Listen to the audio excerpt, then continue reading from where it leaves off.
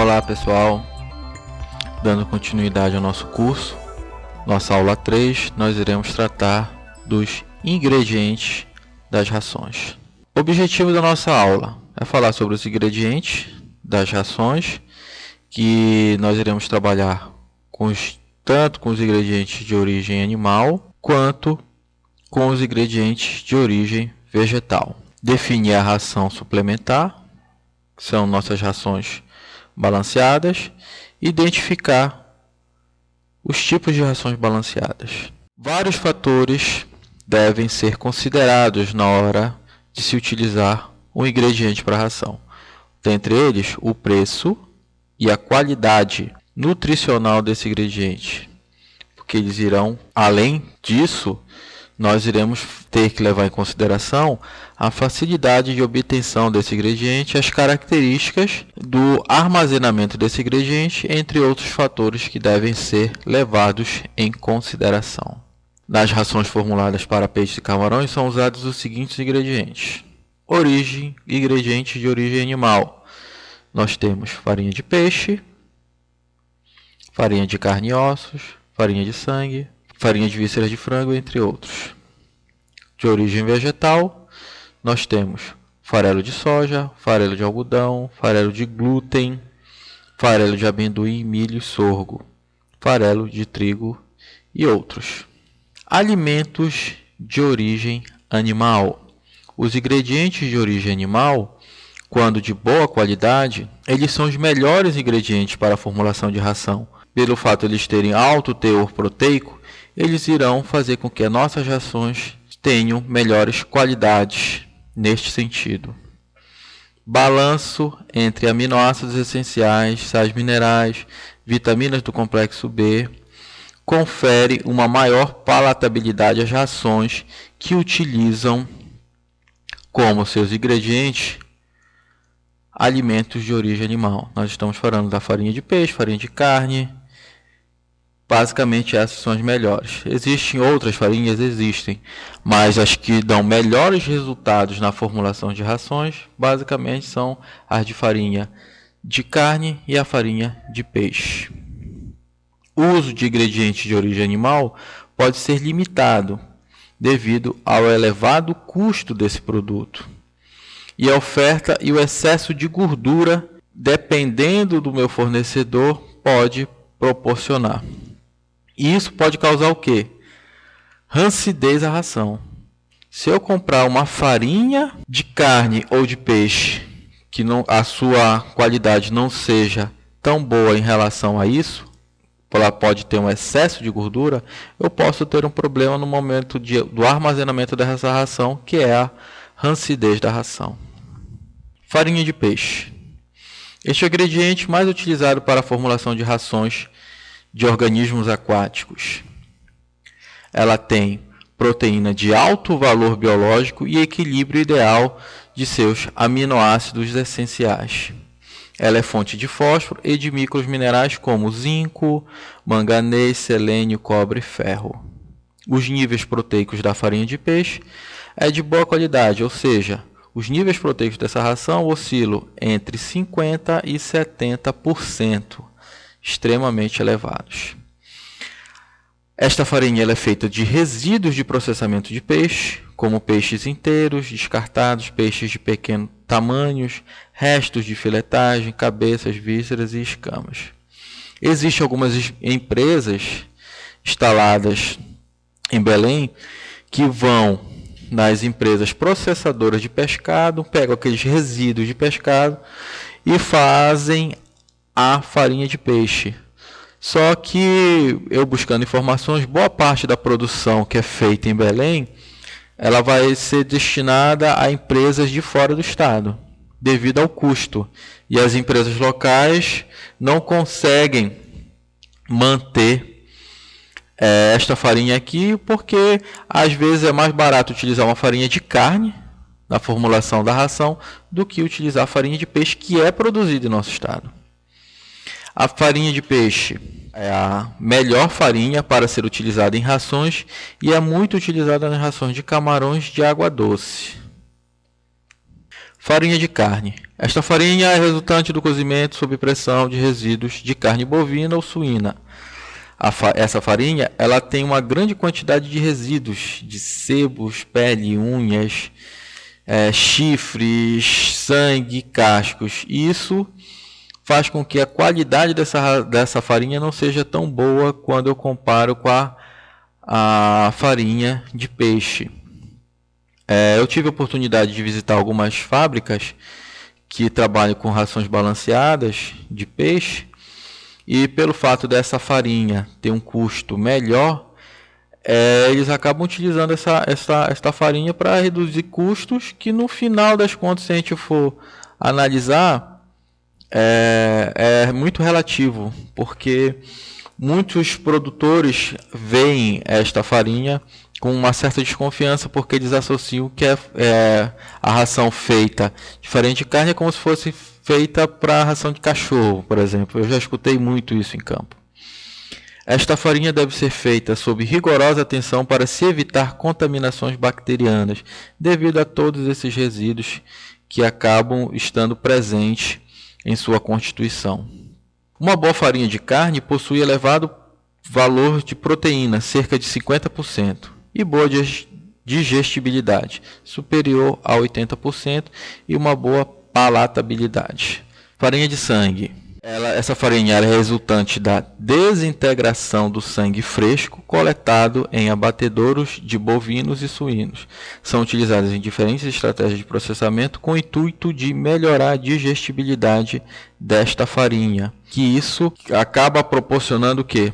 Uma certa deficiência, porque apesar de todas as estratégias utilizadas no processamento desta ração, ela é deficiente em isoleucina e metionina, que acaba, dependendo da espécie que eu queira trabalhar com a ração que eu esteja formulando, de repente a utilização dessa farinha não seja a melhor opção. Quando submetida a aquecimento direto, a digestibilidade dessa ração ela fica em torno de 17%. Quando eu utilizo calor de vapor, a digestibilidade fica em torno de 90%. E aí é uma das táticas utilizadas para melhorar a digestibilidade desta farinha. Altos níveis de ferro e pouca palatabilidade são características desta ração, além do teor de proteína, que fica em torno de 70%. Baixa palatabilidade e altos níveis de ferro faz com que a utilização dessas farinhas nas dietas de peixe e camarões não ultrapasse níveis de 5 a 10%, ou se fornecer mais do que 20% de proteína da ração. Ou seja, quando eu estou formulando uma ração, a quantidade de farinha que eu tenho que utilizar não pode ser mais que 10%. Quando eu estiver fazendo o cálculo da minha proteína, a proteína que eu vou querer ter em minha ração, vinda da farinha de sangue, não pode ser mais que 20%. Tá? Então, vamos ficar ligados nisso aí, porque isso pode propiciar rações que, no final das contas, não vão alcançar aqueles resultados de produtividade que eu espero em um sistema de cultivo. Farinha de camarão. Quando de boa qualidade, apresenta adequado balanço dos aminoácidos essenciais, além de ser uma boa fonte proteica. Muitas rações de camarões hoje estão utilizando farinha de camarão. A qualidade depende do processamento e da origem desta farinha, porque dependendo do fabricante que está fornecendo a minha farinha, eu posso ter uma farinha de camarão de melhor ou pior qualidade. Por isso deve-se conhecer o mercado, por isso deve-se conhecer quem está produzindo, de onde ele adquire a matéria-prima que ele vai elaborar esta farinha. Em sua composição, ela possui quitina, que é o principal componente do exoesqueleto e da carapaça do camarão, que pode ajudar no crescimento dos organismos cultivados. Por isso que hoje muitos fabricantes estão utilizando a farinha de camarão, porque ela tem essa propriedade que favorece no sistema de cultivos de camarões. é bastante utilizada nas rações de camarões por este fato. Farinha de vísceras de frango. São farinhas resultantes da cocção, prensagem e moagem de vísceras de aves, sendo permitida a inclusão de cabeça e pés dessas aves. Ela não deve ter, essa farinha não pode conter em sua constituição penas e nem resíduos de incubatórios e de outras matérias estranhas à sua composição. Ela não deve apresentar contaminação como casca do ovo. A casca do ovo vai ser considerada um contaminante da farinha de vísceras de frango. O teor de proteína da farinha ela vai variar de 55% a 65%, dependendo muito da qualidade do processo de obtenção dessa farinha. O uso dessa farinha não pode exceder 20% na ração. Alimentos de origem vegetal. São muitos utilizados nas formulações das rações devido ao fato de serem produtos com baixo custo e maior disponibilidade. Aqui vamos exemplificar rápido a soja. Além disso, podem substituir parcial ou totalmente o uso de alimentos de origem animal, que são mais caros e possuem menor disponibilidade. Isso é feito basicamente em quê? Em rações que serão utilizadas para os cultivos de onívoros e herbívoros. Porém, esses alimentos possuem menor valor proteico e energético, são pobres em minerais e podem conter vários fatores antinutricionais. Depende muito daquele ingrediente que nós estamos utilizando. Farelo de soja. O farelo de soja é um subproduto resultante da extração do óleo dos grãos de soja, seguido de tostagem e moagem dos flocos. Ele destaca-se como fonte substituta de proteína, que apresenta um perfil de aminoácido mais favorável e mais palatável para a maioria dos peixes. Eu tive a oportunidade de trabalhar numa formulação de uma ração e nós substituímos, em determinado momento, a farinha de carne como o principal ingrediente para a aquisição de proteína bruta pela farinha de soja. Só que, o que acontece? Dependendo da cotação do mercado, a utilização deste farelo pode ser inviável.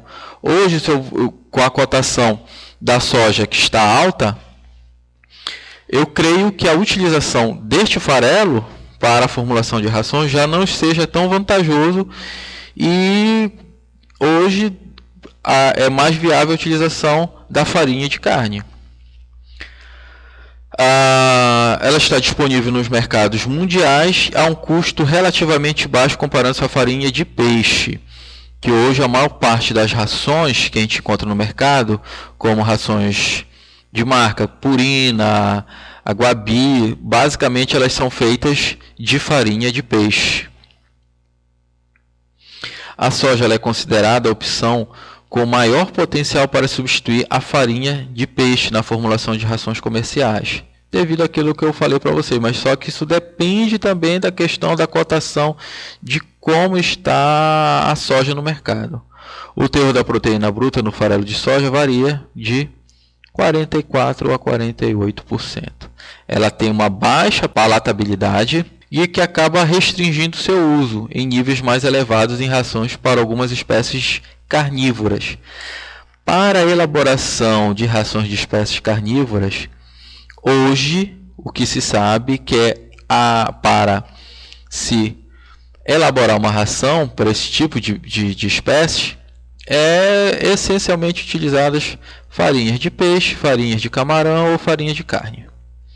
Existem alguns trabalhos que tentam utilizar o farelo de soja em substituição, mas os resultados, os trabalhos são muito incipientes e que não são tão expressivos assim devido à maior preferência dessas espécies por este tipo de ingrediente. Para as espécies com outros hábitos alimentares, não há restrições quanto ao uso de níveis máximos da incorporação deste farelo nas rações comerciais. Farelo de algodão. Ele é adquirido pela prensagem e moagem das sementes de algodão. E ele é utilizado em rações, principalmente de ruminantes, aves, suínos e alguns peixes. O problema qual é? É a questão de compostos antidigestivos que acabam restringindo o uso da farinha, do farelo de algodão. O baixo custo, quando comparado às outras fontes de proteínas, como o farelo de soja, por exemplo, a gente consegue reduzir até 35%. Ou seja, quando eu utilizo farelo de algodão, eu tenho uma economia de 35% quando eu irei comprar o farelo de soja. Isso, para o mercado, é um número extremamente expressivo. O teor de proteína bruta desse ingrediente ele varia de 28% a 43%. Tem boa disponibilidade no mercado e baixo custo. Porém, a sua proteína é deficiente em metionina, lisina e treonina.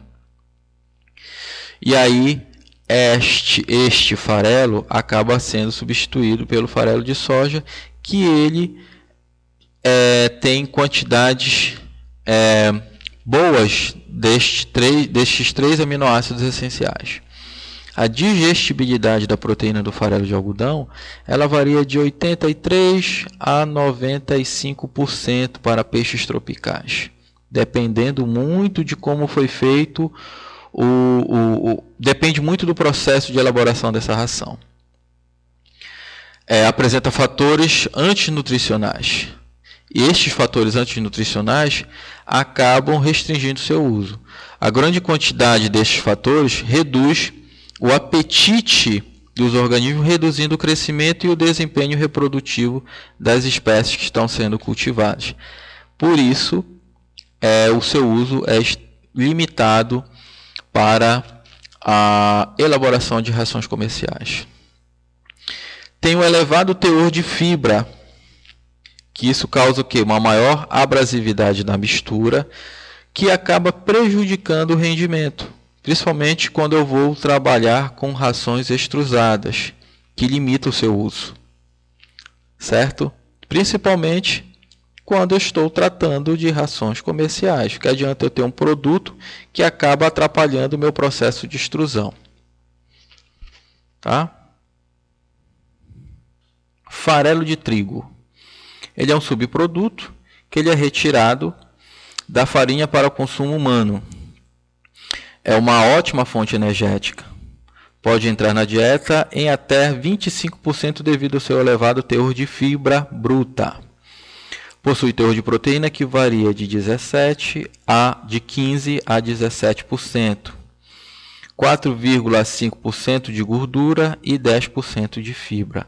Apresenta alto teor de fósforo e baixo teor de cálcio. O que isso quer dizer? Estes dois fatores aqui, dependendo da sua quantidade do organismo que eu esteja cultivando, eles irão favorecer ou não o melhor aproveitamento dos ingredientes que eu estou utilizando em minha ração. O armazenamento deste farelo ele exige que seja evitados locais com muita umidade. Por quê? Porque ocorre o desenvolvimento de bolores, devido à característica higroscópica deste farelo, que apresenta alto poder de absorção de água. A característica higroscópica é alto poder de absorção de água. Farelo de arroz. É um subproduto que apresenta teor de proteína bruta que varia de 11% a 14%, possui alto teor de gordura que oscila de 12% a 18%, favorece a rancificação deste produto, ou seja, essa quantidade de gordura acaba prejudicando a utilização deste farelo no balanceamento de rações comerciais. É aconselhável que se utilize o farelo de arroz ainda fresco e logo que fabricado. O armazenamento deste farelo, para que não perca as suas propriedades, é necessário que seja feita a adição de antioxidantes, como etoxiquim e o BHT. Este ingrediente ele tem um elevado teor de fibras e tem uma palatabilidade razoável. Devido à grande quantidade de gordura e fibra bruta, deve-se adicionar quantidades de no máximo 20% nas rações. Ou seja, de tudo aquilo que eu posso colocar dentro de uma ração, no máximo de farelo de soja pode ser apenas 15% do total que é feito, digamos, para 1 quilo de ração eu posso utilizar o quê? 150 gramas de farelo de arroz.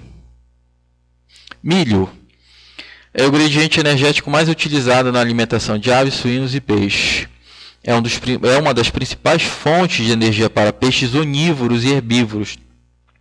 A digestibilidade está superior a 90% para algumas espécies. A digestibilidade do milho, tá certo? Para não causar confusão.